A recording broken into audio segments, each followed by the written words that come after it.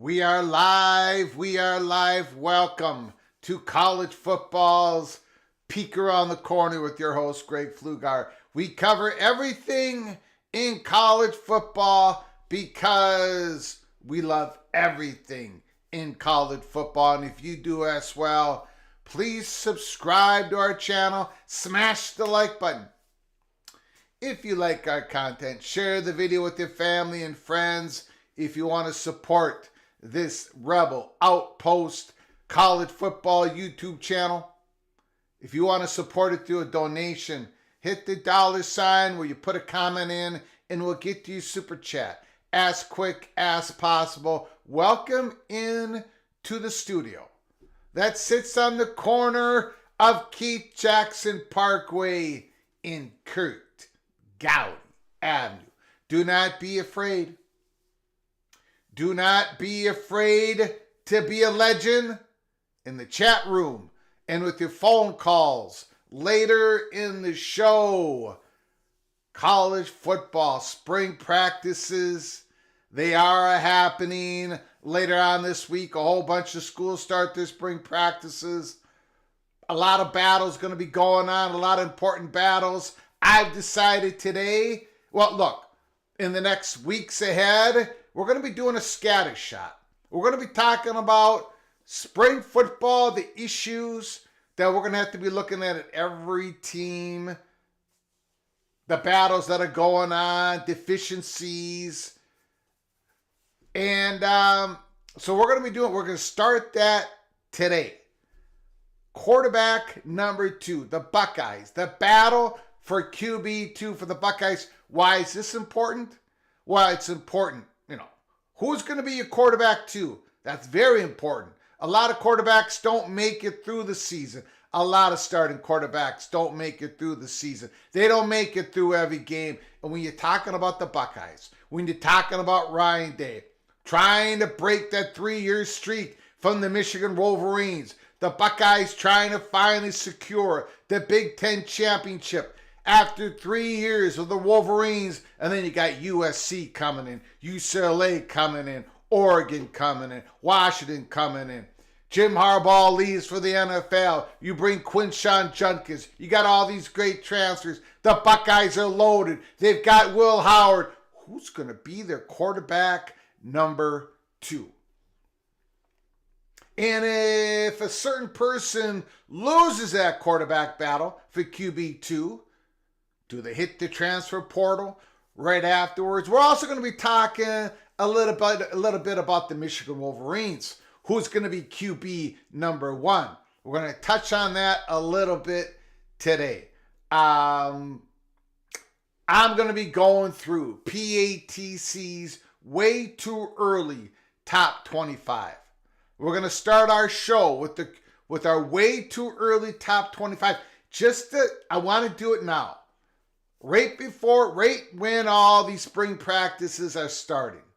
Just to let this marinate throughout everybody's thinking as we head on into the middle and finally to late spring, and then with the spring football games, see if we make any adjustments. Now, this isn't my final top 25. No way, no how. There's going to be changes.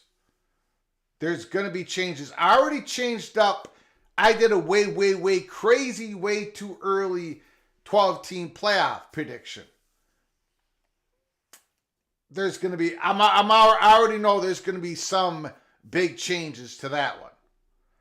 Anyway, so we're going to start out with the top 25 and then going to be talking about the quarterback QB battle. But then in the next couple days, I know I want to talk about LSU. I want to talk about Alabama. There's a lot of battles, position battles going on. I want to talk about Notre Dame. Not so much. Well, some of the QB2 battle behind Riley Leonard when it comes to Mincher and Angeli. But I want to talk about the wide receiver room. That wide receiver room finally has to click for Notre Dame to finish where I think they can finish. In the top 10 at the end of the year. So we're going to be doing scatter shots all through G5, the Power 4 conferences, position battles in spring practice. We are finally in the spring practice. We're going to be starting to talk about football. Of course, there are other major events going on, and we're not shying away from that at all. We cover it like nobody's business. The CFP playoffs. What is the update? What is the steam? Keep your head on a swivel. I thought something was going to drop yesterday. It did not. So during this live show, keep your head on a swivel. If nothing drops, we're going to give you what we believe is happening. The latest steam. College football playoff negotiations. Tick-tock. Tick-tock, tick-tock. The clock is ticking. Something's got to get done. Something's got to get done for 2026 and beyond. Dartmouth, basketball. I know, look, that's already old news. It was huge news and it's already old news. They chose the union. 13-2 vote. What does it mean? What doesn't it mean? Dartmouth, the college sent off a fiery statement. They're going to appeal. What does it all mean? I have no idea. I'm interested in your speculation, but this is that is huge news, no question about it. But the National Labor Relations Board versus USC, NCAA, and the Pac-12. NLRB versus USC, NCAA, and Pac-12. We're going to be hearing the decision on that soon, and if it goes the same way as the Dartmouth case went, that's going to shatter every illusion of college athletics remaining purely an amateurism activity. It's going to be, while the Dartmouth case was a big bomb going off, if NLRB versus USC, NCAA, and the Pac-12, if that goes the same way, that's a nuclear bomb. So that's the one that I'm very interested in, because remember, the Dartmouth NLRB versus Dartmouth, it was just going against the college. NLRB is in the USC is USC, the conference, and the whole shebang, the NCAA. And if the USC players are considered employees, we're finally going to get to where we thought we were always going to get to, where the student athletes are going to get represented. They're going to go into negotiations with the conference or some other governing body. We're going to get a collective bargaining agreement. And then finally we can put guardrails. We can put some logical guardrails to promote competition in the sport that we love the most, college football. So we're going to be touching upon that. Let me thank everybody who's come on in at the beginning of the show. We got Baylor Bears. Patrick is in the house. John Bennett, Nick Boardman, Joaquin Morales, Stephen McNeely, 4637 Warrior, I'm ready. Bruce Harris, Boomer, the Terrapin, JD Turtle, Caleb Ramirez, Sheep and Wolf's Clothing, Expedition Greg, DeFi Terps. Terrapin is driving, listening. Bill G, early peak member. Jay Chapman, early peak member. Bo Stacker is here. Ryan Brooks, early peak member. Derek Marie is in here. Jimmy, Canes all day. Terry Kane, to Mazda. Justin Lucas, you mentioned Clemson in your tweet. What were you hearing? Not a whole heck of a lot, but we are going to we're going to touch upon it. But basically, it's not what we're hearing, it's what we're not hearing out of Clemson. Rock and Rant is in the house. Mr. Hoosier is in the house. Stephen Clark, Buckshot Kid, Anthony, MGC Sooner is in the house. Okay. All right, let's get to, let's talk some football. Excuse me, let's talk some football. PATC. PATC Chalk Talk Top 25, way too early. March edition. Oh, a lot of you are going to get upset with me. A whole lot of you are going to get upset with me because your team is not in the top 25, or they're in the top 25, but they're not ranked high enough. Number 25, Oklahoma State. Oklahoma State.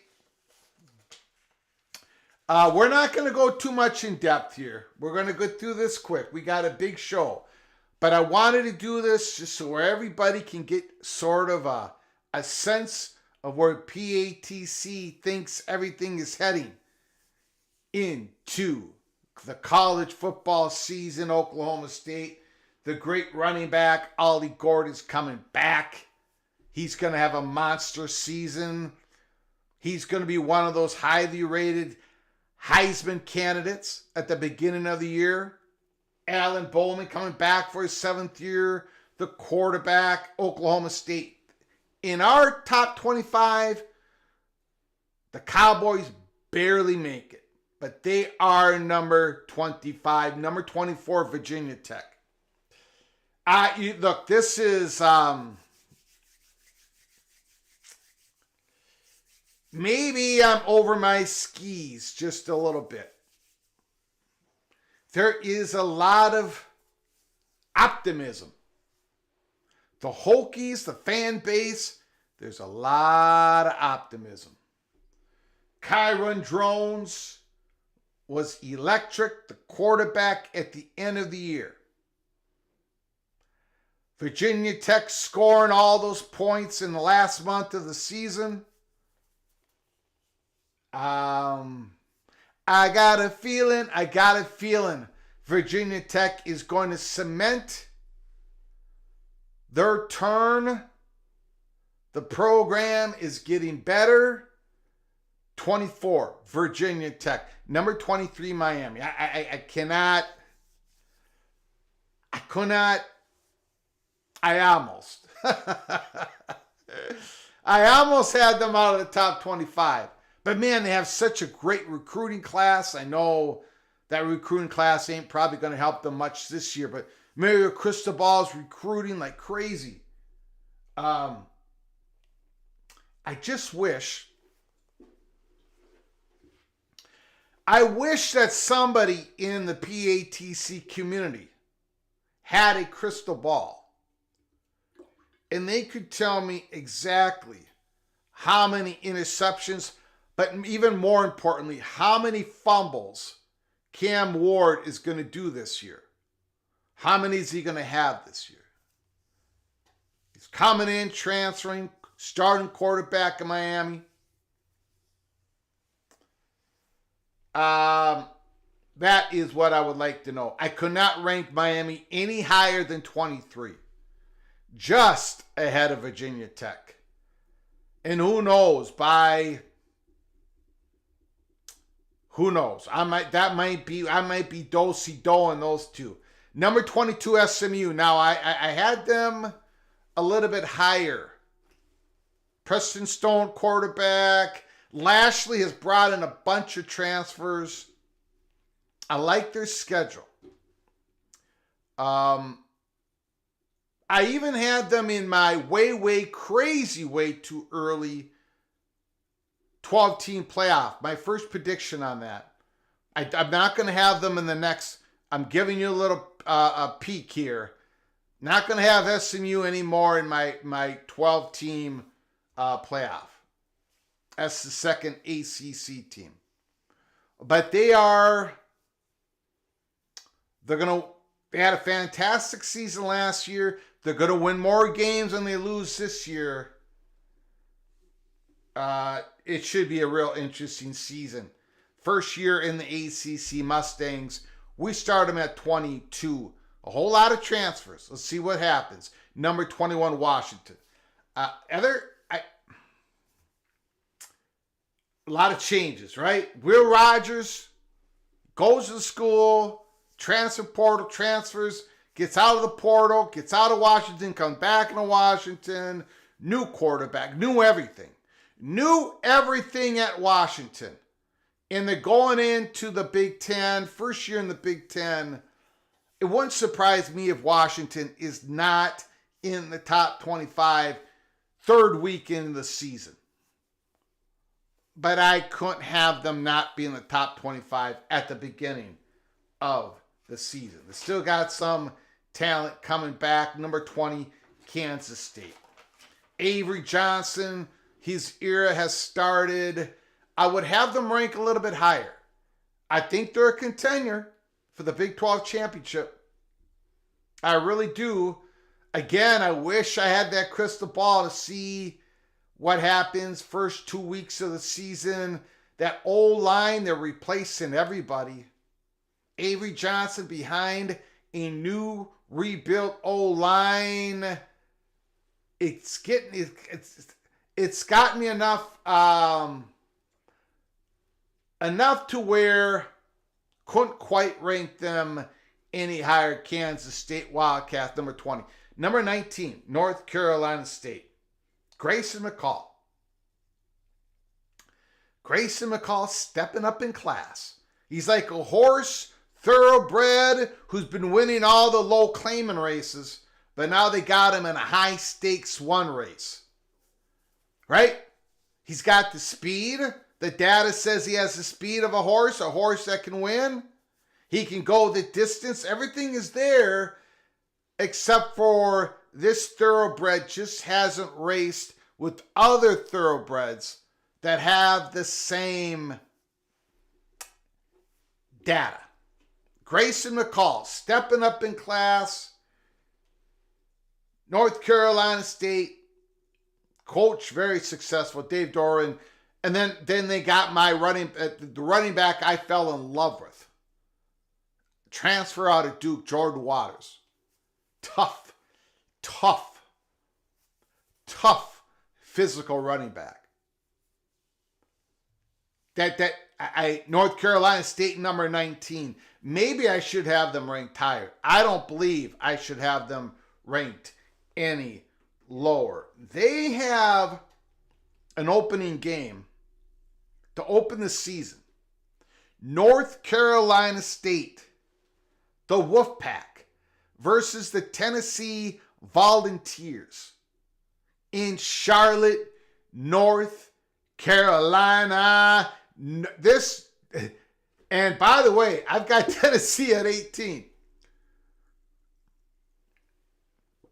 So whoever wins that game, beginning of the year, Nico versus Grayson. Holy smokes. Tennessee, Nico, they got Squirrel White, Brew McCoy, great wide receivers, Josh Heupel's offense. Tennessee, man, they could be scoring 42 points a game right out of the gate. If we see that at the beginning of the year, we're going to get more of that in the middle at the end of the year. Tennessee's the start of their season, if they get on an early roll, it's never going to end. That Tennessee, North Carolina State, that first game right out of the gate in Charlotte, man, am I pumped for that game. How many months away are we on that game? Too many months. Number 17, Clemson. I think this is the right spot. I think so. Last year, PATC had the Tigers slipping, and they slipped. Cade Klubnik, good quarterback. He's not a star quarterback. They're losing Will Shipley. I don't know. 17 seems to be the spot. They didn't have a wide receiver that could take the cap off the defense. They couldn't go down deep. Maybe they have it this year. They believe they have it this year. Some young guys in there. Clemson, number 17, I could not go higher. Number 16, the Kansas Jayhawks. Lance Leipold, new contract, $7 million a year. That would place him in the middle of the Big Ten. He's third in the Big 12. They're investing a lot of money in Lance Leipold. Jalen Daniels, I got him number 1 ranked quarterback in the Big 12. Even though he can't quite get through a season. If he can get through the season here in 2024, the Kansas is going to finish higher than 16. But right now, we've got him at 16. Number 15, Oklahoma Sooners. Again, please, somebody give me a crystal ball. Give me a look at your crystal ball when it comes to Jack Arnold. Throwing a bunch of TDs. Throwing a bunch of interceptions in the bowl game at the end of the year. He looks great. Big time 5-star quarterback. Little loosey-goosey. Brett Venable trying to improve that defense. It looks like maybe they're getting better. Maybe that secondary is finally going to be able to compete. First year into the SEC, Oklahoma 15. Again, could not get them higher. Kind of like Clemson at 17. Could not rank them higher. Number 14, Penn State. I could not rank them higher. I'm sorry. This might be, this is probably, I'm probably 2 gun shy on the Nittany Lions.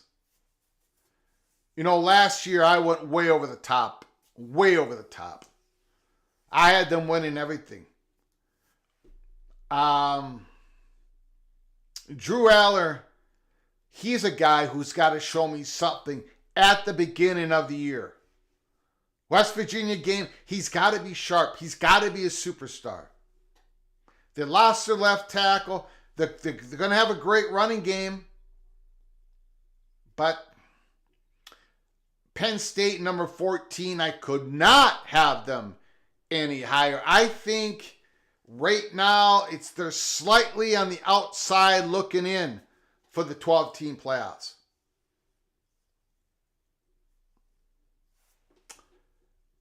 Number 13, Arizona. They are right at the edge. What can you say? Brett Brennan, new head coach. Now, if they had Fish, if they had the same coach, same coaching staff, I would have Arizona at number 9, number 8, number 10. But Brett Brennan, I don't know. I mean, I don't want to penalize Arizona too much. Fafita, T-Mac, I cannot penalize that too much. But I could not go any higher than 13 for right now for Arizona. Number 12, Florida State. And a lot of people are thinking, holy cow, Greg. Not only have you bought the Seminoles Kool-Aid, you've dumped it all over yourself, put a picture over your head, mixed it with a little gasoline, and you've struck the match and you threw it on yourself when it comes to Florida State. I don't know. I think Mike Norvell is the real deal Holyfield. And if you're the real deal Holyfield, then I think you can come back from last year, losing all those players, all that disappointment, get through the ACC schedule, get yourself in position to be right outside the top 10. I think so. We shall see. DJ Ungale was a late transfer pickup. One I believe that they needed. Florida State, number 12. Number 11, Ole Miss. The quarterback's coming back.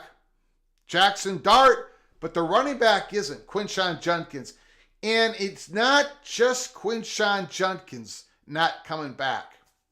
Go take a look at the Ole Miss running attack from last year. Compare it to the year before. It dropped. Yeah, they have a great quarterback coming back. Yeah, he's got a great NIL deal. Lane Kiffin, great offensive mind. Ole Miss is going to be right there pounding at the door for a 12-team playoff. But something was missing last year. Maybe something is missing this year. We'll see. Ole Miss, number 11. I got a few SEC schools ahead of Ole Miss. Number 10, Utah Utes. They're going to win a whole lot of games this year. They're going to win a whole lot of games. Their coach, their quarterback combination, they've known each other forever. They've won the Pac-12 championship together. Now they're in the Big 12. Cameron Rising is back. The Utah Utes, I look at this schedule. I think they're going to get close to running the board on the Big 12 schools. Utah, number 10. Number 9, Michigan. Now, I'm going to go through a little article, and it'll take me about 30 seconds later in the show. Do I know who Michigan's quarterback going to be? No. Alex Orji. Jack Tuttle, who got eligibility back. Davis Warren, who hasn't played much. Played a little bit. Lost the season in high school. COVID, you know the story. I don't know. I don't know what Michigan quarterback situation's going to look like. And yes, they lost a lot of guys, just like Washington did, Florida State did. They lost their head coach. They've got some guys on defense, though. And I think Michigan's going to be right there. I think they're going to be on the outskirts of the playoffs. I think they're going to squeeze in.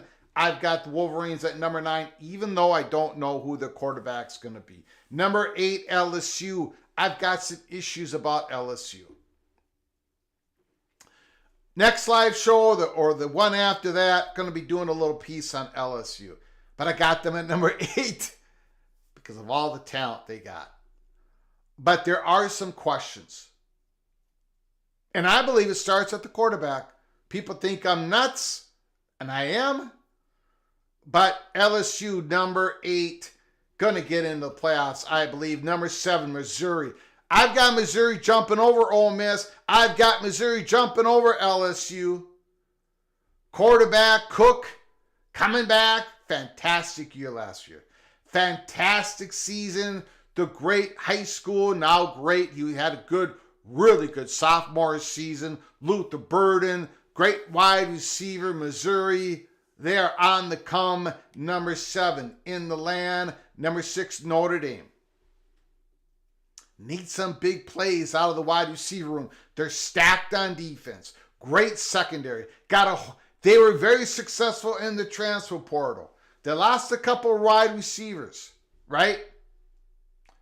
But they got some back in. Riley Leonard, going to be the straw that stirs the drink. Marcus Freeman. I see Notre Dame going 10-2 or 11-1. Number 6 in the land, Notre Dame. They don't go worse than 10-2. Number 5, the Crimson Tide of Alabama, Kalen DeBoer. There was an article out there today. Chris Lowe, ESPN, as we reported to you, peek around the corner, the day before it happened. We told you, we reported to you, Kalen DeBoer was target number 1. In the Chris Lowe article, it says it was Kalen DeBoer, Mike Novell, Alabama. It sounds like Alabama got target number 1 done. Jalen Milroe, they lost a lot of guys, but Bama is still going to be Bama for this year. And Kalen DeBoer, offense might not work for Jalen Milroe, but I think they work it out enough to where Bama, number 5, Oregon, number 4. Dylan Gabriel, Lanning, stacking it up at the Ducks. They're going to be the second best team in the Big Ten in their first year in the Big Ten. Remarkable. Dan Lanning, Oregon. They're going to be a tough out. Number 3, Texas Longhorns. They lost 2 great wide receivers. They did get Isaiah Bond, the transfer wide receiver from Bama. I think that was a huge get for Quinn Ewers and the Longhorns. But they're going to be very tough. Very tough in the SEC. Ohio State, number 2. The Buckeyes have got it all. They need Will Howard to be really good, of course. They've got it all. Stay away from injuries. The Buckeyes are in it to win it for 2024 in number 1, Georgia Bulldogs. Absolutely stacked. Absolutely stacked. And I'm going to do a special piece on the Bulldogs probably early next week. That's where I have, I take notes and I do a little outline. And I got Georgia early next week. We shall see. But we got to talk about the Bulldogs. Number 1, PATC's way too early top 25. The Bulldogs, number 1. Buckeyes, number 2. The Longhorns, number 3. The Ducks, number 4. Crimson Tide, number 5. There it is. Let me know how wrong I've got it. Let me know how wrong I got it, how I blew it. Let's take your comments. and thoughts in the comments section. See, John, I underranked Miami, KSU, LSU, overranked Notre Dame, Missouri, and Alabama. Jared Jones says number one should have been the Buckeyes. Patrick says Texas. Ha ha ha! Well, you know, I picked Texas to win the Big 12 last year. And I got hit hard by the chat in that episode on that live show. They're not laughing at me anymore. Well, Patrick is. Texas, he doesn't like that pick. Of course, that's coming from a Baylor. Notre Dame gets 9-win tops. Freeman is not great. Freeman's done okay. He's done okay. I think this is going to be the third year in a row where Notre Dame wins more games than the previous year. A lot of haters in the comments section for SMU and Michigan. Go Blue. I think Crimson Tide's going to slip, but I still believe in them. I said they were going to slip last year, and they did, but they still got in the playoffs. We'll see. We'll see how it looks under Kalen DeBoer. I love the hire of Kalen DeBoer for Alabama. A lot of people don't think it's going to work. I think it's going to work. We shall see. Jeff Beaver, it will be interesting to see how Michigan does without Harbaugh. Maybe okay short term, but they struggled before he came. True. Very true. LSU disappointed me last year. Man, that's a tough one for me. Of all the teams that was, LSU might have been the most difficult one. I've got a lot of worries about LSU, but I've got them number 8. So, Bo Stacker, West Virginia would beat SMU and VT by 2 scores. Great. Possibly. We shall see. I've got West Virginia right outside the top 25. Right outside the top 25. 26 to 27. West Virginia's got a lot of things going for them. But there is one, and I love Garrett Green. I do. He's a player. He's a tough kid. He tries to win every game. He gives it his all. He's got some legs. He's got the arm. He ran for over 700 yards last year. Threw for 2,400, I think. But there are plays that he can't make. There are things that he can't see. I like him. I like watching him. He's a player. He's good. But I don't know if he can get to great. His measurables, he's not going to be an NFL quarterback. He's the guy that you want when you're down 10 points with 10 minutes to go. But sometimes look at his completion percentage. It's not good. Not good. He's got to get that completion percentage up another good 10 points. Then if he does that, if West Virginia's more consistent, getting first downs, throwing the ball, getting it past the first down chains, moving the chains, Garrett Green getting a high percentage of completions, then West Virginia, I think, can make a move, can challenge for the Big 12 championship, but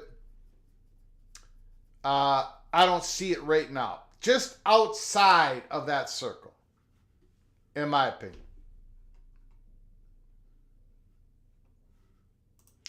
Five SEC teams in the playoffs. They are loaded. Arizona got them number 13.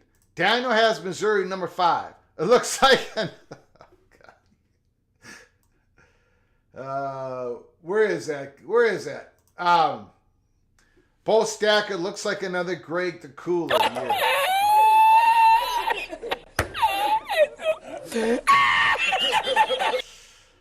You guys killing me. You guys are killing me. John Dry, West Virginia will lose to the Red Raiders by 2 scores. Kevin Hampton, Oregon State will be a top 25 team. Upgraded defense. Receivers, running back group is as good as any. Martinez playing an easier schedule. Very interesting. Thanks for the comment, Kevin. Very interesting. Greg is sleeping on Iowa. Let me know. Look in your crystal ball and let me know about Cade McNamara. Can he stay healthy? Maybe I am a little bit. Maybe I am. Maybe. We shall see. I know that I had them and the Badgers right outside the top 25 along with the Mountaineers. But I could not pull the trigger on any 3 of those. Anyways, we may revisit that later in the show, but that is your PATC way too early top 25. We're talking football here. Spring practice. And by the way, let's get to that right now. We got to get to some stories here. Some big stories. The Dartmouth case, everybody's talked about it. This was yesterday. Breaking news. Dartmouth men's basketball players vote to unionize 13-2. There was 100% turnout, 15 players. And the 2 players sounds like they were foreign nationals. There may be some complications for them to come over with their visa to play for a union. I do not know. I'm just saying there's probably some complications involving all that. There was a statement from Dartmouth on players unionizing. For decades, Dartmouth has been proud to build productive relationships with 5 unions that are currently part of our campus community. We always negotiate in good faith and have deep respect for our 1,500 member union colleagues, including the members of the SEIU Local 560. In this isolated circumstance, however, the students on the men's basketball team are not in any way employed by Dartmouth. For Ivy League students who are varsity athletes, academics are of primary importance. An athletic pursuit is part of the educational experience. Classifying these students as employees simply because they play basketball is an unprecedented as it is inaccurate. We therefore do not believe unionization is appropriate. This is going to get appealed. Who knows where this is going? And if it doesn't go Dartmouth's way, what will Dartmouth do with the basketball program? They may dump it, right? Each university, each college in the Ivy League might handle this differently. I do not know. Historically, the Ivy schools march together. They just do. They're tightly wind together. Same basic culture, same basic incredible research universities. Dartmouth might just let this go. I don't know. And again, we're going to wait on the USC versus NCAA.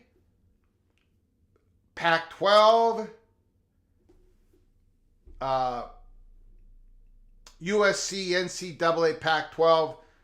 And if it doesn't go, if it goes NLRB ways, if it doesn't go USC's way, if it's ruled in the same manner as Dartmouth, where USC players at a private university are employees, got to be unionized, that's going to be the big earthquake that lands.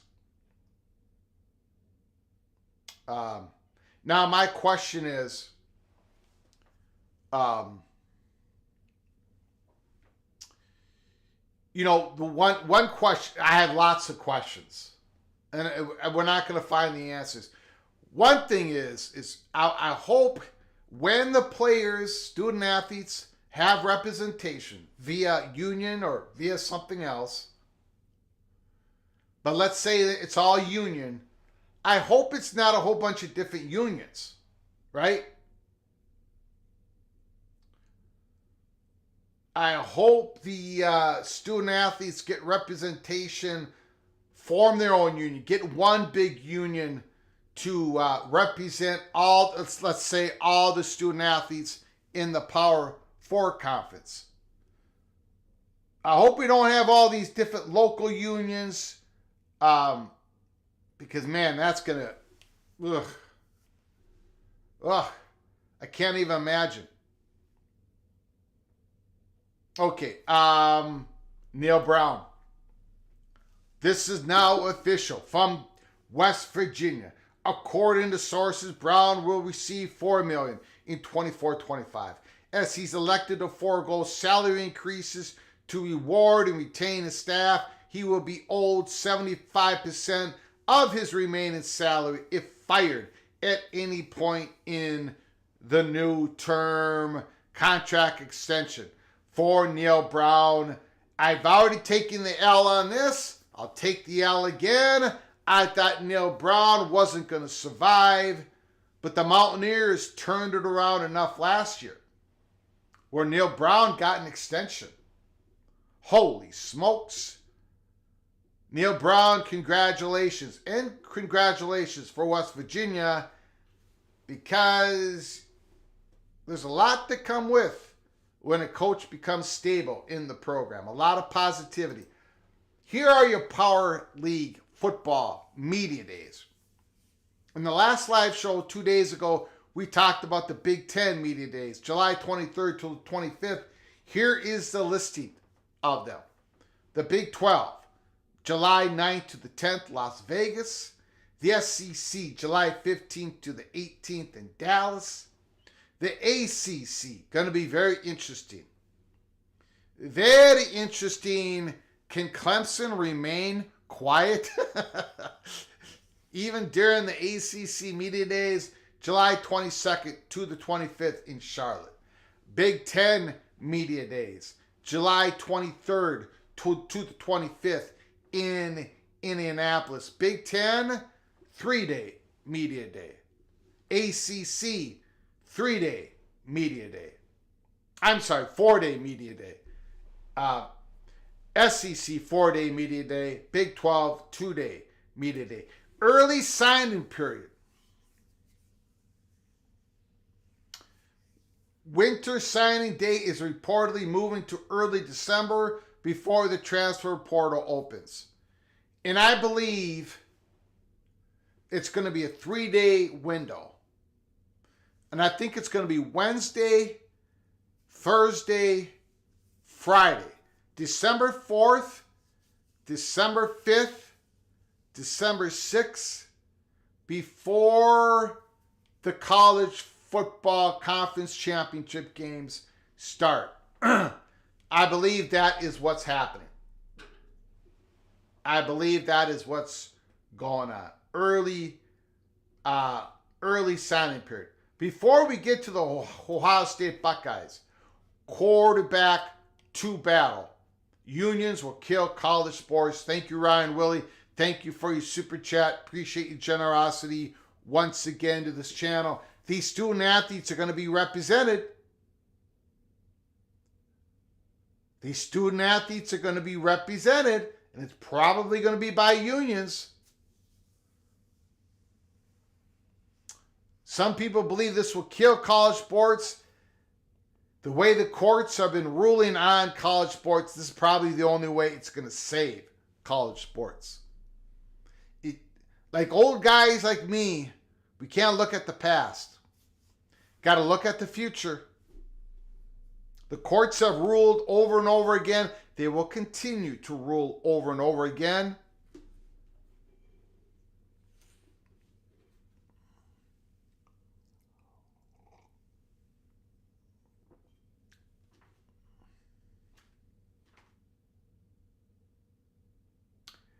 Okay, let's get to some more comments here.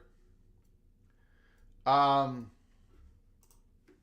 say Oregon is right behind Ohio State and not a team or two behind, because I think Oregon has Ohio State's number in Eugene.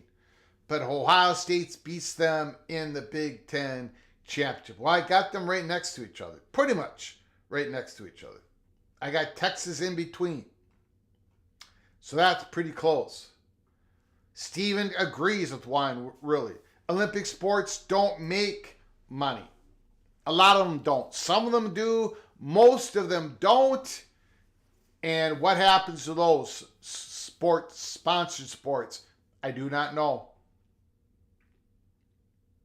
I do not know. We're going to be keeping an eye on it, though. It's,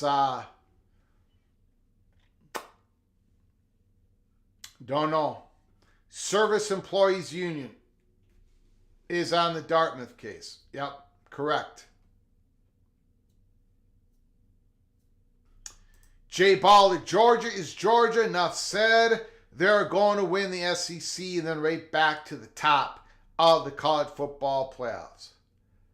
Yeah, again, we're going to be doing a little team analysis on Georgia early next week. That's going to be next week. The Bulldogs, we got them number 1. They're absolutely stacked. And they got a quarterback who just went through his first season, did really good. Carson Beck had a pretty good season. And they got some guys in the portal. They got that running back, Clemson. They've got players all over the place. We're going to be talking about that early next week. Schools will drop sports. Yeah. Patrick says, I got news that will make you lose an hour's sleep. Okay, spring forward. The time, springing forward already, huh? Okay, let's get to Ohio State Buckeyes. Hold on one second here. Hold on one second.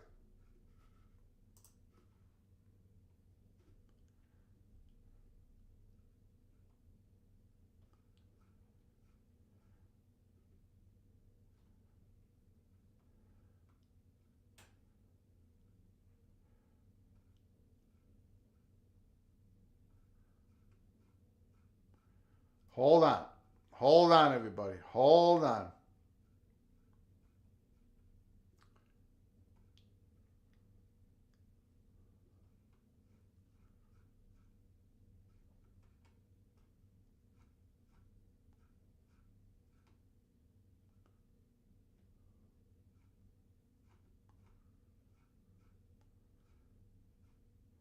Okay. Devin Brown, Lincoln Kienholz, ready to compete with Will Howard for the starting quarterback job. Not thinking about transferring from Ohio State. Devin Brown is not. Now, we're seeing, we're going to be watching a handful of these QB2 battles. We're highlighting the Buckeyes battle here because, look, they're in it to win it this year, right? Their expectations is Big Ten championship, national championship, 2024. Who becomes QB2 is very important. They have filled in all the gaps on their team. Who emerges as QB number 2 is as big as any other story in spring football this year. Although it's widely assumed that the former Kansas State quarterback Will Howard to be Ohio State starting quarterback this season, neither Devin Brown nor Lincoln Kienholz plans to step aside without taking their best shots at winning the job. Furthermore, there's been plenty of speculation since Howard's arrival that both Brown and Kienholz could be candidates to enter the transfer portal after this spring. But neither of them is thinking that way. Going into Tuesday's start of spring practices, this is 11 Warriors. The article from 11 Warriors, You can see, we provide a link in the description. You can read the whole article. We're not going to go through the whole thing. Brown, the longest tenured quarterback on Ohio State's roster, is entering his third year as the Buckeye. Real tough kid. Real good athlete. He can run with the football. I don't know if I've seen enough with his arm yet, but Devin Brown is a tough kid. Likely would have been the front runner to start this season if Ohio State hadn't added Will Howard. Even with the arrival of Howard, a 27-game starter at Kansas State who earned second-team All-Big 12 honors last year, won the Big 12 championship the year before with the Wildcats. Devin Brown is entering spring with confidence that he can beat out Will Howard to win the starting quarterback job. I don't think that's going to happen, but you want to have that attitude. You want to see that attitude in your QB2, QB3. I have all the confidence in the world, Brown said. I'll never doubted myself. I'll never have any waivers at anything like that. I'm always going to think I'm the best quarterback in the room, the best quarterback in the country, so I'm going to attack it like that. Since he arrived at Ohio State as a freshman in 2022, Brown has repeatedly said he's all in with the Buckeyes and ready to compete with any quarterback Ohio State brings in. That mindset has not changed going into his third year as a Buckeye. I've said it through and through. I'm a Buckeye, and I'm here to compete no matter what, Brown said. I'm always going to think I'm the best quarterback, and I'm going to attack it like that. Brown gave a defiant response when asked about people speculating that he will transfer if he doesn't win the starting job this spring. The PATC money shot of the article. Devin Brown, honestly, I think people are cowards. Honestly, I think people are cowards. I think people have this thought in their own heads that I'm going to leave and I'm a quitter. But that's never been me, Brown said. These people live wherever, in their mom's basement, saying stuff about me and they don't know bleep. Excuse my language, but they don't know anything. They don't know who I am. They don't know who I've been, and that's always who I've been. Like Brown, Kyle Holtz is confident in his ability to win Ohio State's starting quarterback job and says that it is his goal entering the spring. But Kyle Holtz also said his mindset isn't that he will immediately transfer if he doesn't win the job. Kyle Holtz still has all 4 years of his collegiate eligibility after preserving his red shirt last season and wasn't even at Ohio State's for spring practices. So he knows he still has a long ways to go in his development, and that is this year's quarterback competition doesn't have to make or break his Ohio State's career. So Kyle Holtz is a little bit behind Devin Brown when it comes to experience, reps, right, at Ohio State. I think if I come in and I'm the guy, then great. But if not, then I have another year to build on that, Kyle Holtz said. I think we all have that mentality that we all want to come in and be the guy. But I mean, honestly, like right now, I don't really have like an order of who's going to be who. I'm just going to keep coming in, just keep working hard. Again, you can read the whole article. We just went through half of that. But again, maybe I'm being naive. Maybe I'm being a sucker here. Maybe I'm being the schmuck. But I believe Lincoln Kyle Holtz. I believe Devin Brown. I don't think they're transferring. I think Devin Brown believes that he's going to be the quarterback in 2025. I also believe Devin Brown has seen himself get injured, people get nicked up ahead of him, and then he could play this year. And I think Lincoln Kyle Holtz, he has all the time in the world. He has more. He's not pressing the issue, so to speak.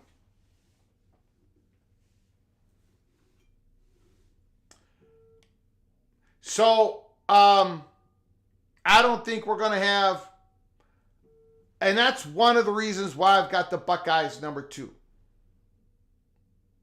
It's not just about quarterback number 1, Will Howard, but I think they're going to have a quarterback number 2 and a quarterback number 3 battling out in spring practices, and I don't think they're going to lose either one. I had a discussion with a Buckeye beat writer a couple days ago when I was setting up for this live show, and he believes that they're going to keep all. They're not going to lose either one as well. And that's great news for the Buckeyes. I do not believe either of these guys are going to transfer, no matter what happens in spring practice. Now, Michigan, different situation. Quarterback battle named Michigan's biggest spring question mark, one of the biggest question marks. Heading into spring practice, which starts March 18th. They've got 5 in-house candidates. Jack Tuttle, we've talked about him. He's got another year of eligibility. Hasn't played much. Big-time high school quarterback, transferred for a few places, was at Indiana. Alex Orji, we've seen him get some reps. We've seen him play a little bit. We've seen him use his legs more than his arms. Jaden Dingo, that a lot of people believe he's the best quarterback in the room. Davis Warren. Jaden Davis. Davis Warren hasn't played much. A lot of people love, he can spin that football. With Jim Harbaugh's Michigan to bring in a natty back to Ann Arbor now accomplished, the Wolverines will go through a bit of a reset under new head coach Sharon Moore. That starts and ends with who will replace J.J. McCarthy at quarterback. Jack Tuttle being approved for his 7th year. Jaden Davis, number 166 on the 2024 ESPN 300 true freshman. The cycle's 4th best dual quarterback. I don't think he's going to be a player. Who knows? But he's, a lot of people are going to be watching him here. Jaden Dingle, Alex Orji. The beginning of the Moore era will be defined in who gets the key to the offense. We shall see. Now, but I think Michigan's situation is different. I think one of those quarterbacks could transfer, more than one of them. I also believe that Michigan could bring a transfer quarterback in. So the Michigan situation is a lot more unsettled. But the Buckeyes, I think it's going to be Will Howard, Devin Brown, Keinholz, but there's going to be a battle. There's going to be a battle, and I don't think anyone's leaving. Tell me how wrong I am. Tell me how wrong I am. I am going to go ahead and open up the phone lines. 763-260-1333. I'm going to give you the PATC update on what we believe is going on in the CFP playoff negotiations. One thing I mentioned about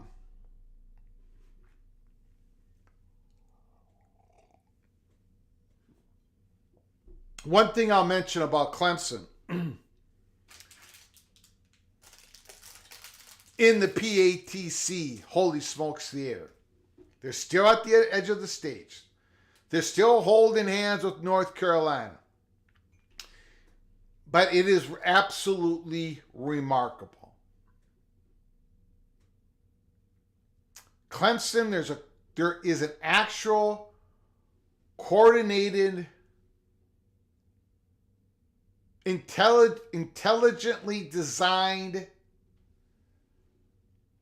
effort to not talk. This is not a circumstance of all these individuals at Clemson This is not a circumstance where they've all individually decided, I'm not going to do an interview for a couple months. This is a coordinated, intelligently designed effort to not talk to nobody.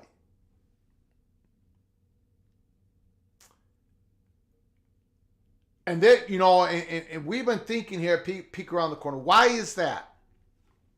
Why is that? The more you think about it, the more intriguing the question gets. Because as each day goes on, as we head towards middle of spring, late spring, early summer, to the media days, the more effort, the more this stays together, that Clemson's not saying a word about anything Florida State's done, about anything the ACC's doing. They're not talking about anything except for football, which is, of course, is important. We've been talking about football during this whole live show. But this is this is an effort-driven event of non-event. They're not talking. And it's not that they're all a bunch of shy people. They're not talking. And that is so intriguing to the people in the industry. And they're not writing about they keep it. They keep trying. They want a word with somebody. They can't get it. They want a word with somebody. They can't get it. Traditionally, people in the industry, their Rolodex, their phone, they've got the connections. They pick up the phone, send an email, nothing, nada, zilch. What does it mean?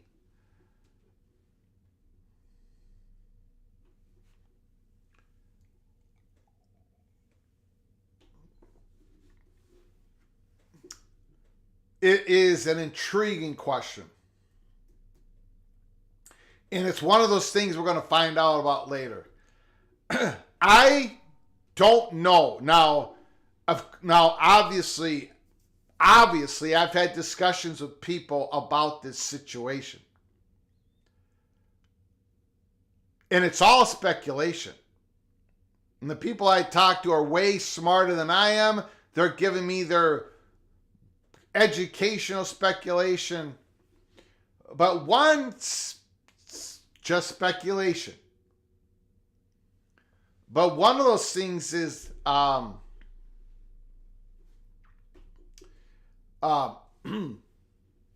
article came out in the News Observer sometime in, I don't remember, late September, middle September, early October, talking about how Clemson is on the verge. It's imminent. They're about to let the ACC know basically what Florida State did on December 22nd. But this was before that. This September, October. They had sources.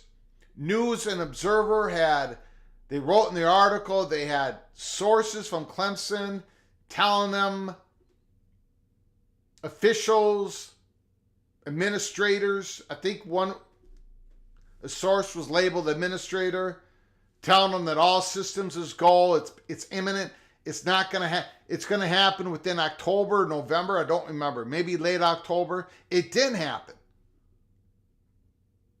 But no question, there were people from Clemson talking to the News Observer.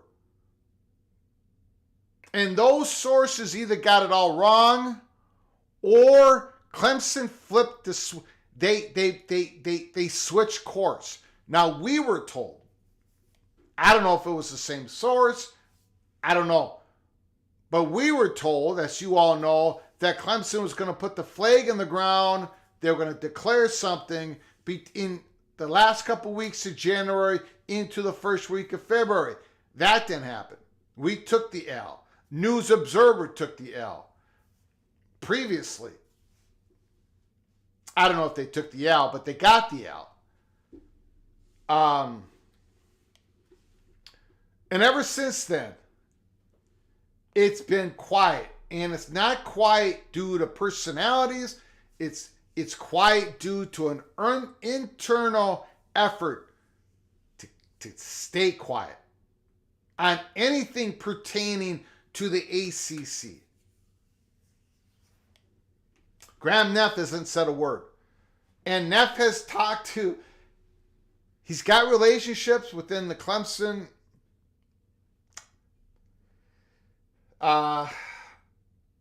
he's got relationships, and he's not saying anything to anybody.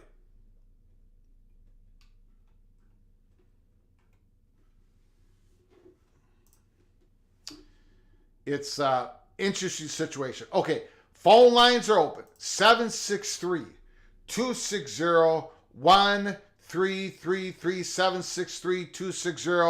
763-260-1333. You can call us up, talk about anything in college football. The Buckeyes, my top 25. My top 25. Go through them once again real quick.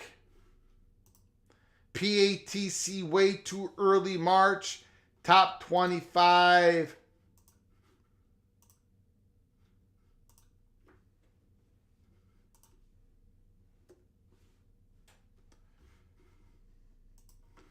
Number 25, Oklahoma State. Ollie Gordon. Big time running back. And, of course, Alan Bowman gets seventh-year eligibility. Virginia Tech. Virginia Tech, that quarterback. Drone, he was Mr. Electricity at the end of the year last year. Virginia Tech averaged like 40 points a game. Over 40 points a game. Out of the last month. Hokies going to ride that momentum right into 2024. Got them 24. Kyron Drones, the quarterback. We'll see what he does. Miami 23. Could not rank them any higher. Cam Ward, take care of the football. That is the whole essence of the Hurricane season. Take care of the football. 22 SMU. Preston, Stone, Lashley. A schedule I think they can navigate. Number 21, Washington. They've lost a lot. Number 20, Kansas State Wildcats. Avery Johnson. The O-line has me a little nervous. North Carolina State. I love Jordan Waters. Grayson McCall, quarterback, going up in class. I love watching Jordan Waters at Duke. Transfer to North Carolina State. They start the season in Charlotte, North Carolina versus Nico versus Tennessee Volunteers. Again, this is PATC's way too early top 25. Tennessee, Squirrel White, Brew McCoy. Nico, they could be very dangerous. Josh Heupel's offense. Number 17, Clemson, could not go any higher than this. Clayton Klubnik, good, not great. Good, not great. They're going to have to replace the production of their great running back, Will Shipley, 16, Kansas Jayhawks. Jalen Daniels, if you stay healthy, I got your back. I've got your back if you stay healthy. I think they'll finish higher than number 16. Call from Tasbo. Yes, sir. I'm sorry, did not get your name. Tasbo. Okay, the floor is yours. Hey, how you doing, Greg? I'm doing good, doing great, sir. Good. This is a call. I tried to get through last time you were on there. We were talking about conference realignment and your Mark and Phillips and what they need to do. Yes, I've been sir. giving this a lot of thought, and I finally figured it out. This is what Mr. Earmark needs to do today. Pick up the phone, call Phillips, and call Anchorman from the Big East. If you go back and look at the last 25 years, those three conferences, the Big 12, the Big East, and the ACC, have won 18 of the last 25 national championships. Correct? Yeah. So what we're going to do now is we're going to go in and we're going to set up our own advisory committee, just like some other people did, and we're going to set up college basketball the way we want it, and he needs to set up some automatic bids into the NCAA championships. I think that the Big Ten and the SEC are looking for about 50% of them between the two of them, correct? Yeah. About eight out of the 14. So I think we'll get 32, 34 out of the 64. Okay, yeah. So, and we'll give them 5 or 6. So, but what he needs to do is go ahead and get that set up and get that working. I mean, if they want to play that game, then, we can play that game too. So maybe just a little word of advice there from Mr. Earmark. Maybe they are, right? They've got to be. Yormark has got to be saying, hey, well, okay, we're going to get more percentage of the total, when it comes to NCAA tourney credits. We're going to get more than you guys.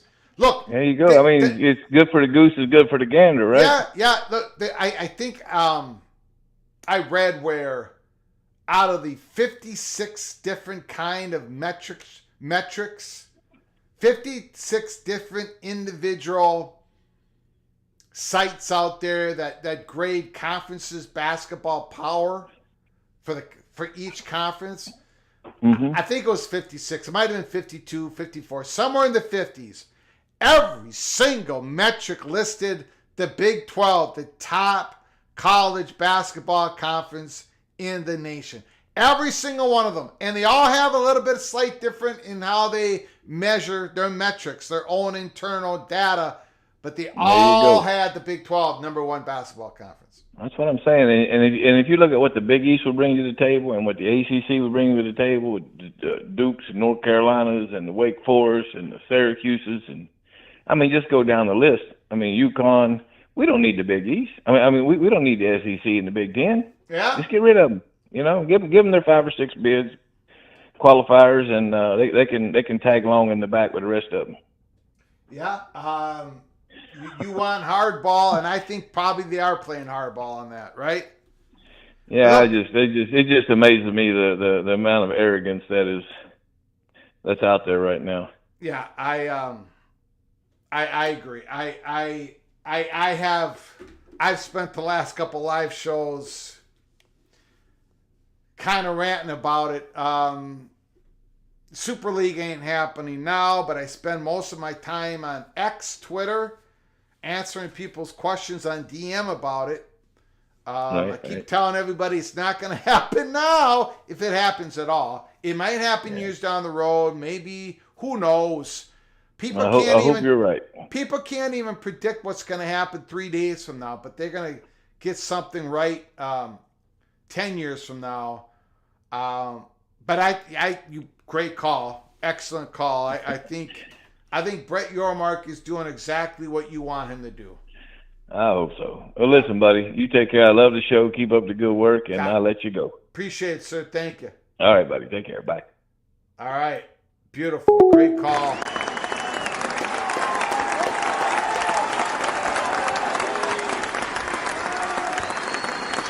Ryan Willie, thank you so much for your incredible generosity. The Evil Badger. Greg, I'm around your age. I remember McLean suffered through Morton. Barry brought us back at Wisconsin, even with Holtz telling him not to take the job. I'm just giving you my thoughts. Schools will probably cut non-revenue sports, I'm guessing. Yeah, they probably will. They probably will. Unless Congress, and if they start doing that, maybe Congress will carve out something for those sports to keep them amateurism, to keep the courts off them. I don't know, Ryan. This thing could go in so many different ways. It is such a complicated issue. But you're absolutely correct. Thank you, Ryan Willie. Thank you for your super chat so very much. I appreciate it. Mr. Ryan Willie, I'm surprised he hasn't yelled at me. Or maybe he has and I did not see it. Because I had Wisconsin right outside the top 25. Along with Iowa and West Virginia. AER. Greg, who's USC's Trojans' new quarterback? I don't know. I'm expecting it's Miller Moss, but maybe it's somebody else. Let me know if I'm missing something. Did they get somebody new? I think it's going to be Miller Moss, but he looked good at the end of the year. But I don't know. I've got it penciled in Miller Moss, but maybe I'm wrong.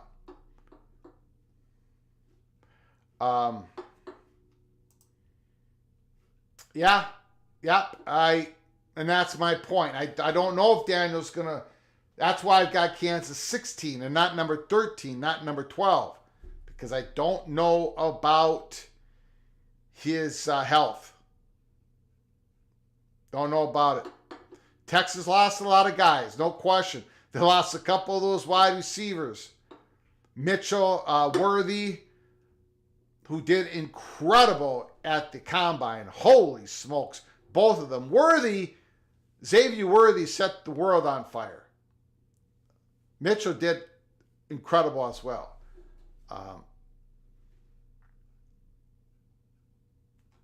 Okay, I'm going to get back to my number, my top 25 here. We have Kansas, and then at number 16, number 15, Oklahoma Sooners, Jack Arnold. I wish I had a crystal ball on him.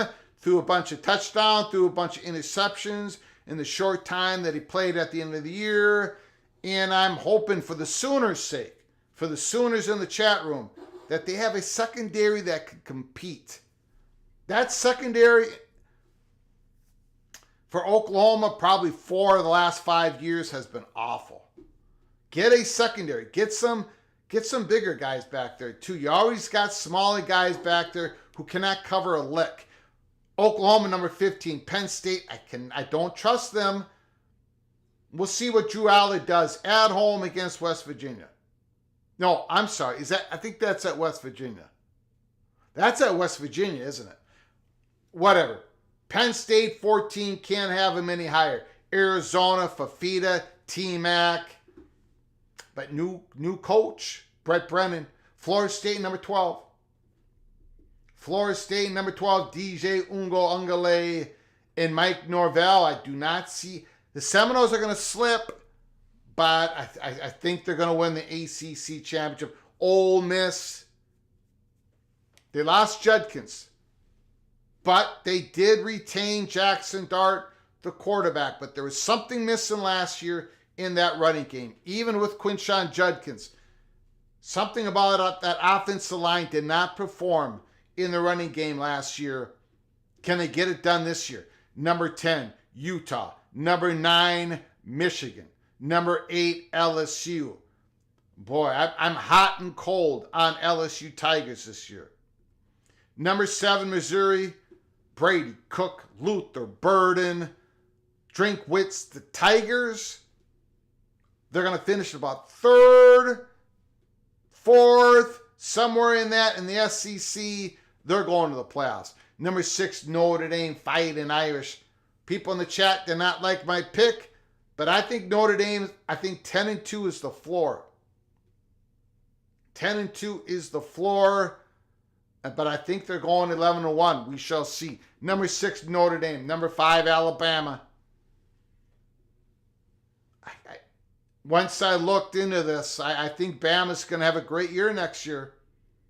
Number 4, Oregon Ducks. They're going to finish 2nd in the Big Ten. They're going to be playing the Buckeyes in the championship game. Holy smokes. Ducks, Buckeyes. Number 3, the Longhorns. Quinn Ewers. Very, very valuable transfer in Isaiah Bond. They got from Alabama. Number 2, Buckeyes. They're loaded. Number 1, Georgia. They're absolutely stacked to the gills. Holy smokes. There it is, your early, once again, way too early, top 25. Phone lines are open, 763-260-1333. Thank you, Expedition Greg. I did have this bookmarked.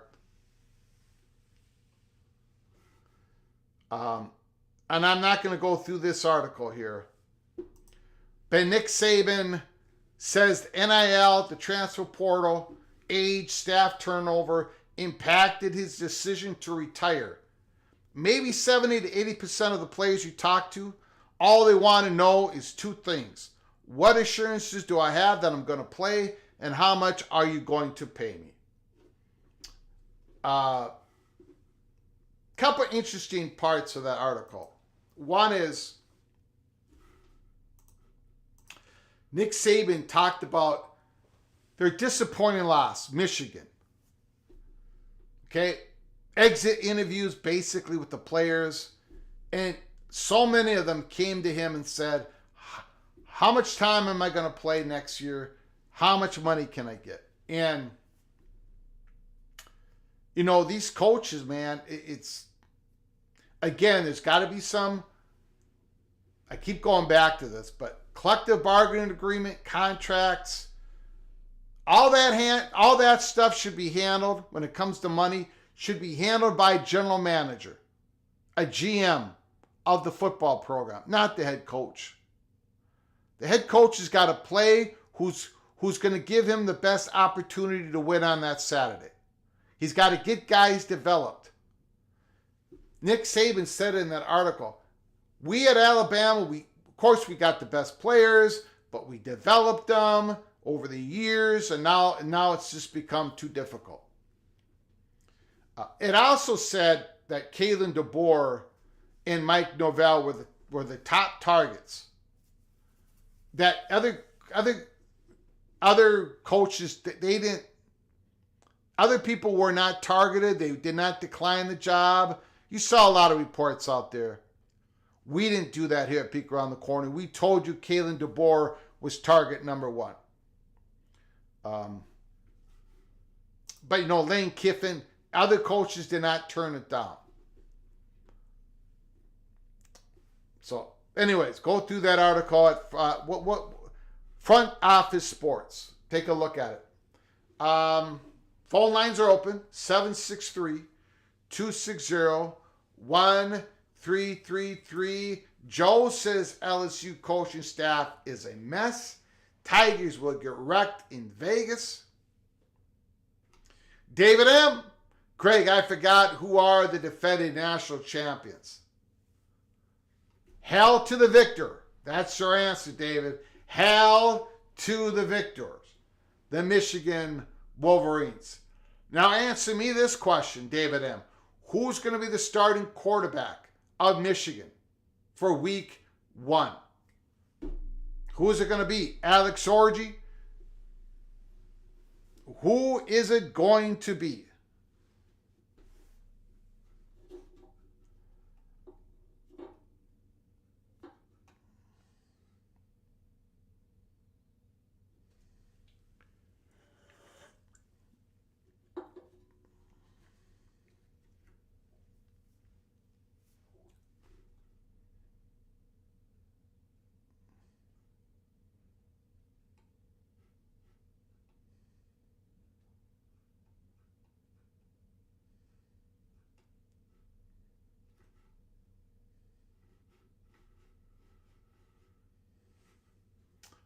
Michigan going 7-5. Arch Manning did not select to go opt in for the new video game, college football video game. He did not opt in. Most of the players are, I think a high percentage of them. I think they already got 80% of the players already opting in. So it's going to be well above 90%. Well above 90%. Any playoff steam or update? Thank you, Chris Kenny, for reminding me. Have not hit that yet on our live show. They're having, and we were told that yesterday, we were told on Monday that on Tuesday there was going to be something dropping, an article, can't say where, that was going to be talking about the commissioners, because they're getting together this week. The commissioners are. On a virtual call, I think. But they're getting together this week. And I think it's today, actually. I think it's like a Wednesday, Thursday, Friday. There was supposed to be something out yesterday. Once again, just going over everything. And it did not happen. So we poked and prodded this morning on why that did not happen. We did get an answer, not much of an answer, but we did get a response back later today. And basically, it's from a certain perspective, from the person that we're talking to in the industry, they are really in the deep weeds later this week. I mean, yes, they have a couple more weeks after this, but they have so much to decide on that basically their schedule is even more condensed. If they don't have 3 weeks to figure out the format, they've got about a week left. Because they have so many things that has to follow up after that. It's not just about the format. It's not just about access. They have to get to distribution, revenue distribution. They have to get to the voting. They have to get this all done. Because everything is connected to everything else. Now, once they get the format, the other issues can be kind of, sort of dog walk. They can sort of figure the rest of it out. But still, there's going to be some consternation. There's going to be some work. So really, this format thing, it really can't happen. The solution, they really can't settle on this a couple weeks from now. They want to get this done. There's also issues like, people are leaving, people are going, people are leaving, people are going. Athletic directors are coming and going. Gene Smith is leaving. There's a lot of people who have been working on this issue for a long time, and they're about to leave the room. There's new presidents coming in. You've got to strike when the opportunity arises to get things done. Because if they don't, man, they can linger. And this cannot linger on. Or the whole thing could just go pear-shaped on us. The whole thing could implode. So there's an expectation that there really is not a 2.5 more weeks left of this. There's about 4, 5, 6 days left of this when it comes to getting the format settled. That's my update.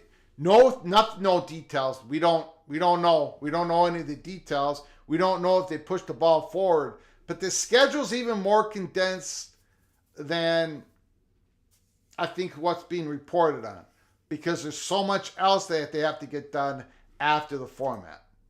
So that's our update on the playoffs. Thanks for reminding me, Chris Kenny. I appreciate it. I just got a message here. I just want to make sure it's something I...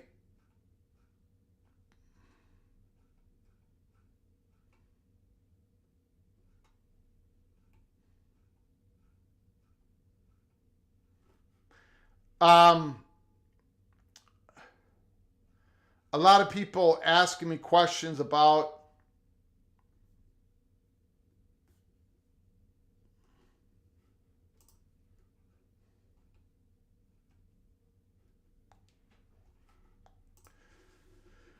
people are still asking me about the Dartmouth situation. My main, what I was focusing on was, what was Dartmouth's reaction going to be? And we posted it earlier.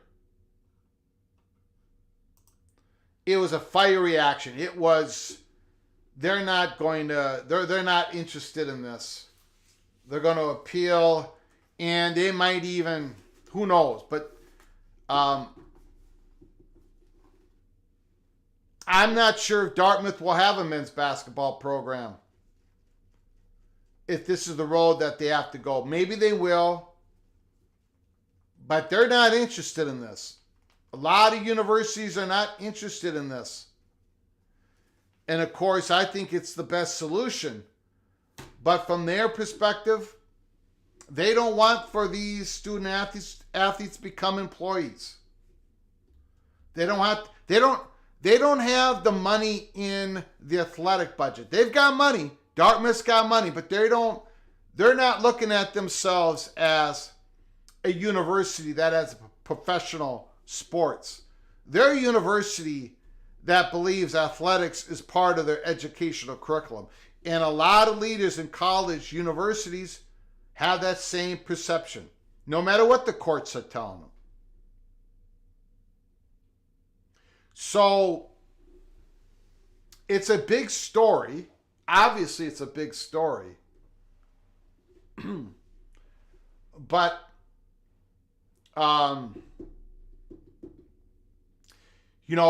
this thing could go in so many different directions.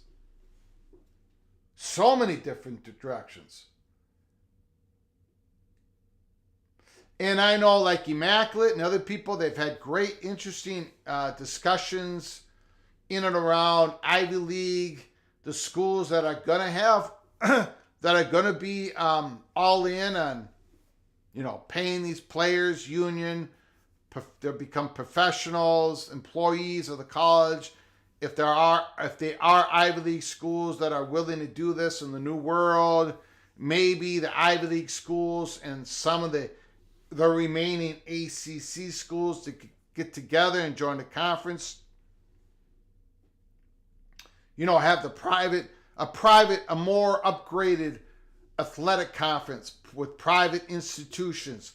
Some may be from Ivy, some may be from the ACC.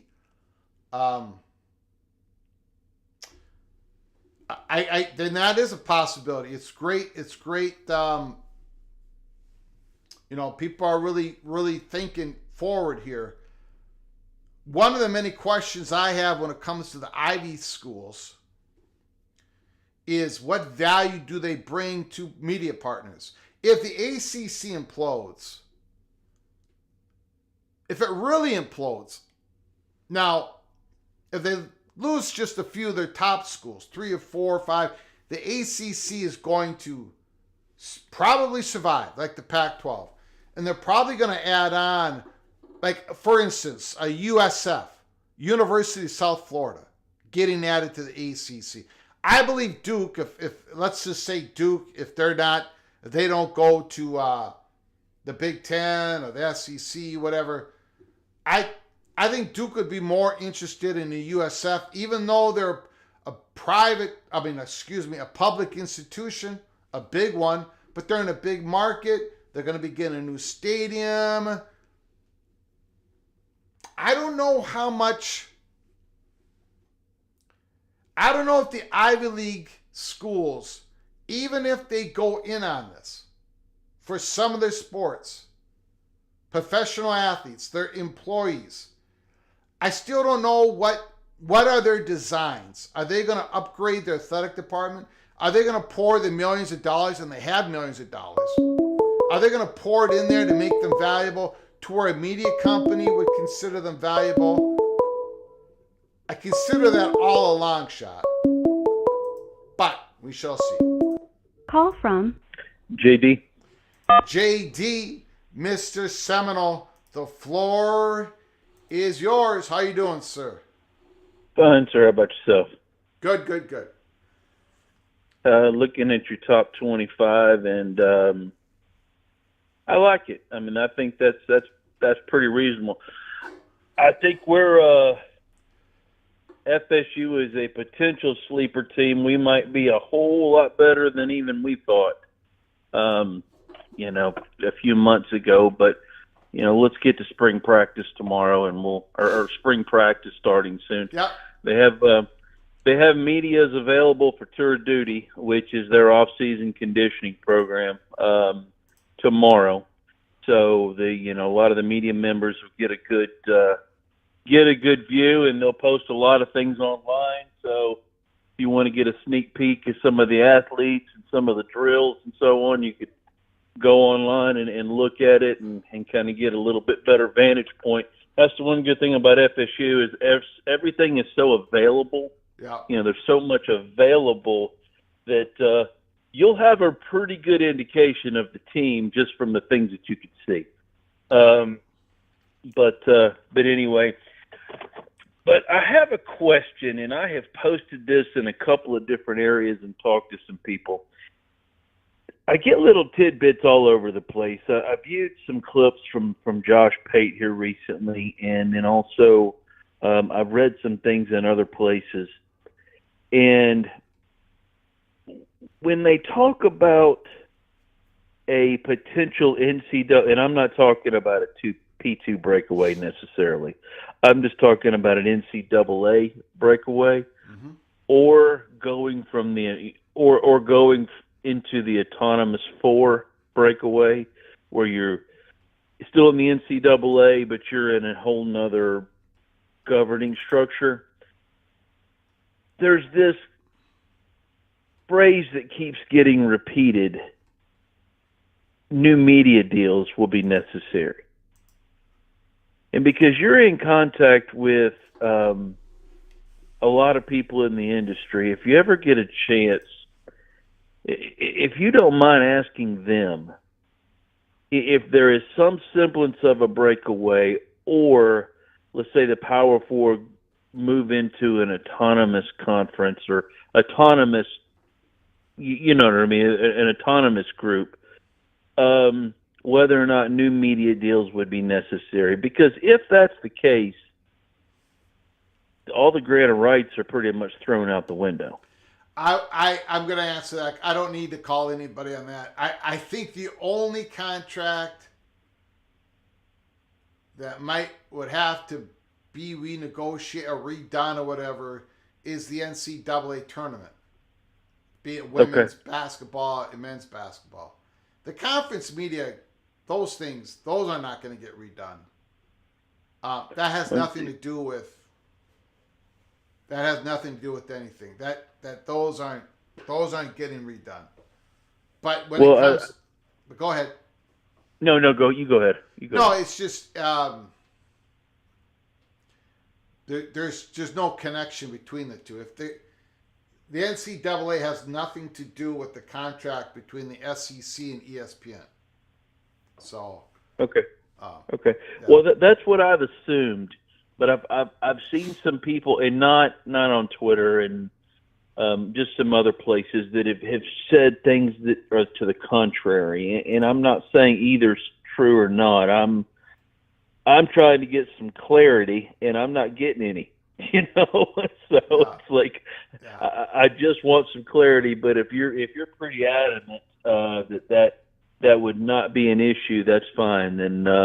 Like I said, your batting average is checking out really good so far. Well, if it was an issue, then the Big Ten wouldn't do it. I mean, why negotiate? Why renegotiate that contract that you have? Especially with the media market being so tight. No. It had to do with material changes potentially to the contract, and is that enough? And anyway, I'm not going to get too far out on all that, but it's just. It was a curiosity. That's all. Yeah. So, but yeah, I appreciate it. And now I'm gonna be kind of short. Like I said, short on it today. Everybody's sitting in limbo, waiting to see how some of this stuff turns out. But I'm thankful that spring ball is coming. Yes. And the good thing about the college football schedule, even though for the college. The year-round college football schedules, even though the season ends, it's really a 12-month season now, very comparable to the NFL with all the things going on. So I understand why some of these kids do want to be paid like employees, because they're practicing all year round. I mean, they really are. I mean, as soon as the football season ends, within a couple of weeks, they're in off-season conditioning that's as rigorous as anything they go through the entire year. And then they have spring practice, and then they have about maybe 2 weeks off, and then they're in summer workouts and summer practice, which technically the coaches aren't supposed to be there, but now they've relaxed those rules, and now they are allowed some instruction, and then they go to off-season camp. So at least in the NFL, the players get a little time off. In college, they don't get any time off. Yeah. Not really. And then you're gonna have players entering the portal. There's a portal Sure. right after spring practice here. So there's going to be some pretty good talent jumping in there. There's going to be quarterbacks that lose a quarterback battle for either the top spot or the backup spot. They're going to be going in there, and there's going to be some backup left tackles that are going to be saying, "Holy cow, I'm not playing. I'm not starting. The depth chart has me number 2. I'm going in the portal." So there's going to be some movement. And you said something earlier that, general managers are so important. I think FSU's general manager, Derek Ray, he was either general manager or recruiting manager. Anyway, he got the best in his field. That's one of the things that they did when they, around the time frame of getting ready to hire Mike, is they brought in several administrators. They created a general manager position. Their current athletic director, Michael Alford, actually came in as the head of Seminole Boosters, and then he moved over into the position of athletic director later on. They've just got several people in their athletic administrations that have had pro football and Olympics experience, not just Olympic sports, but Olympics. And there's just so many different things, and that, like you say, in today's current climate, that's vital for a successful college program. Yeah. I mean, even though these are collegiate football teams, these are pro franchises now, is what they are. And, you got to have it.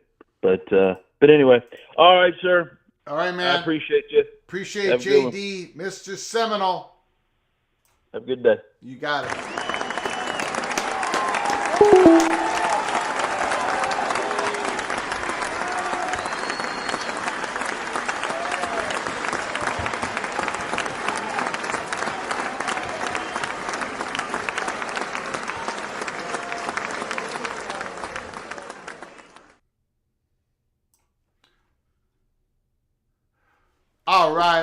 All right. So, for today's show, we've done quite a bit college football. Talking college football, PATC's way too early top 25. If you missed it, go back. We've done it twice. We've been through them twice. Georgia number 1, Ohio State number 2. We do the whole thing. 25 schools, starting with 25, Oklahoma State, 24, Virginia Tech. Then we talked about Ohio State Buckeyes. Battle for the QB2 spot. Devin Brown, Kleinholz, and we don't think either one of them is going to transfer. Whoever doesn't get quarterback number 2, I think both of them are going to stick. I think the Buckeyes are going to be looking good in the quarterback room as they look good everywhere else. We touched upon Michigan's quarterback, who's going to win QB number 1. And through the next week, through the next months, we're going to be scattershotting all over college football, talking about position battles going on in spring practice, and then when we get to August, all those battles, who's going to be RB1, wide receiver 1, wide receiver 2. There's a lot of drama this year because we're going to a 12-team playoff, and the expectations of a lot of fan bases of a lot of teams are saying to the head coach, look, you got to get to the playoffs this year. You got to get to the playoffs, Marcus Freeman. You got to get to the playoffs, Lane Kiffin. A lot of coaches, they cannot no longer say, oh, well, it's a top 4. You can't expect me to get to the playoffs. The expectations are extremely high. So we talked about the Buckeyes, the Wolverines, Georgia #1. We talked about the latest steam of CFP, Clemson, and everything else. I want to thank people for your donations, for the chat room, comments, great comments in the chat, and for the wonderful phone calls. We took a little bit easy this Wednesday afternoon, March 6th. We talked college football. What goes on between the sidelines, the end zones. That's what we love. We love the sport of college football. Didn't quite talk much about the CFP, although we touched upon it, and everything else. We talked college football. Spring practice has started, and we're going to be doing spring football games watch parties here at Peek Around the Corner. So stick with us here. Make sure you subscribe to our channel. Have your notifications on. We could come on live at any time. If there's big breaking news, 15 minutes from now, when it comes to CFP, we're going to be jumping back on live. So keep your head on a swivel. I appreciate you all coming in. We're going to close this live show up. We got a busy weekend, and next week ahead of us. So get ready. Get ready. Until next time, from all of us at PATC to all of you, please, you all take great care of each other. Thank you.